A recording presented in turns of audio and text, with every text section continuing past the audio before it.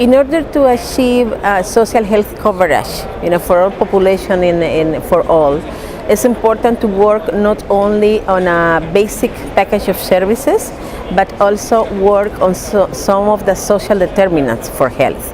We have to work on issues as education, empowering women and men as well, especially in terms of achieving good sexual and reproductive health.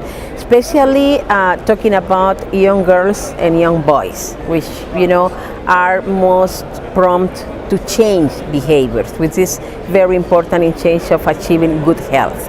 Also, to attain universal health coverage, it is also important to take the lens of equity.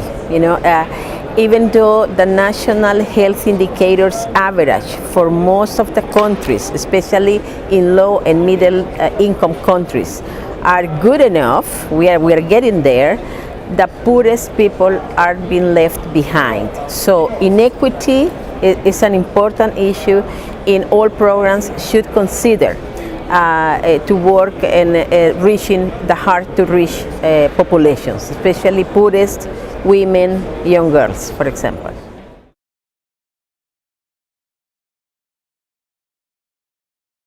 One important issue is at least to know and to understand the magnitude of the problem. If countries do not have specific indicators to look at in terms of having data disaggregated by age, by income, by quintile, or by specific conditions, it's very difficult to propose solutions on how to reach women, poorest, indigenous populations, adolescents. It is important to work with governments, with civil society organizations, and other, including international organizations, in terms of building capacity of the national governments and of the national organizations and of the clients, not only to provide services but to demand services. Also, accountability is important. We should be accountable for what we are doing, and especially in terms of how much money we are investing, how we are providing the services, and how that demand, the people, is satisfied with the health services either the government or other organizations are providing.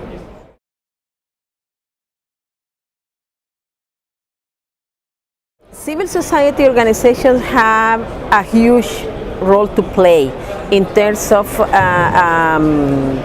assuring that sexual and reproductive health rights are achieved, especially in terms of demanding and organizing themselves and as citizens to ask for the health services they deserve.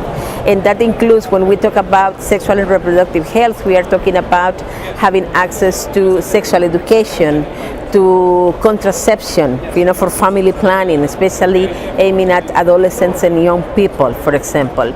And sexual and reproductive rights also implies empowerment of women and men in terms of having, and exercise their sexuality in a responsible way.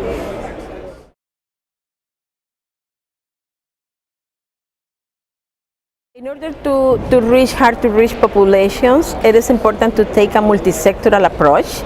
Having access to health is not a matter only of the ministries of health, but of the infrastructure, of education, and of the financing ministries as well. Because you need financing to cover a specific and minimum level of package of services, but you need the road to get transported in an emergency or when you are pregnant, and if you need to have your delivery at the hospital. And also you need the education to identify the danger signs of an hemorrhage when you are having a baby, for example.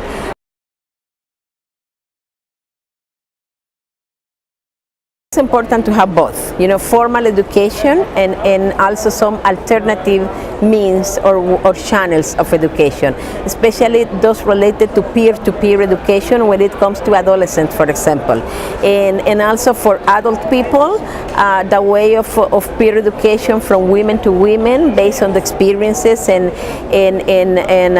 going along with the social network that can influence, making a good decision in terms of seeking health services or in terms of deciding using a contraceptive, for example, for family planning.